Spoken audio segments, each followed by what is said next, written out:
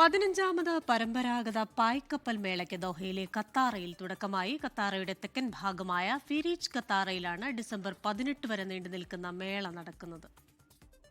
പുരാതന അറബ് സമൂഹത്തിന് കടലുമായുള്ള ആത്മബന്ധം പുതുതലമുറയെ കൂടി പരിചയപ്പെടുത്താനും പൈതൃകമായി കിട്ടിയ സാംസ്കാരിക പാരമ്പര്യം അനുസ്മരിക്കാനും ലക്ഷ്യമാക്കിയാണ് എല്ലാ വർഷവും പായ്ക്കപ്പൽ മേള അഥവാ ദോ ഫെസ്റ്റിവൽ സംഘടിപ്പിക്കുന്നത്.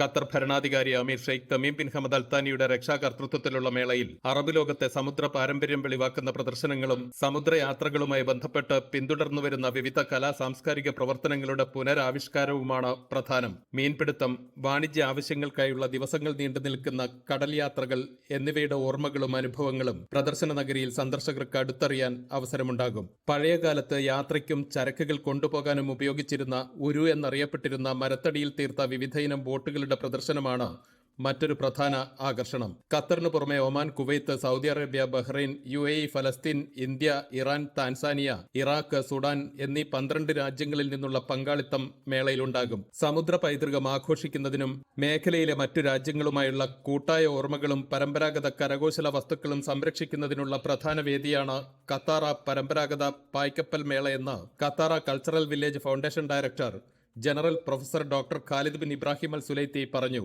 ഈ വർഷം ഫെസ്റ്റിവലിനായി കൂടുതൽ സ്ഥലം ഉൾപ്പെടുത്തി വിപുലീകരിച്ചതായും സന്ദർശകർക്ക് കൂടുതൽ സമ്പന്നവും വൈവിധ്യപൂർണവുമായ അനുഭവം ആസ്വദിക്കാൻ അവസരമുണ്ടാകുമെന്നും അദ്ദേഹം കൂട്ടിച്ചേർത്തു.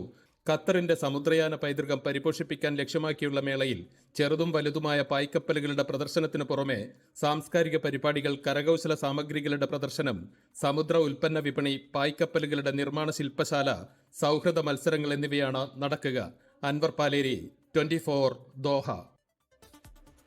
ലോകത്തെവിടെയായാലും ഏത് സമയത്തും 24 വാർത്തകളും ഓഗ്മെന്റഡ് റിയാലിറ്റി പാക്കേജുകളും എക്സ്പ്ലെയിനറുകളും വിശദമായി കാണാൻ ഞങ്ങളുടെ യൂട്യൂബ് ചാനൽ നിങ്ങൾക്ക് സബ്സ്ക്രൈബ് ചെയ്യാം.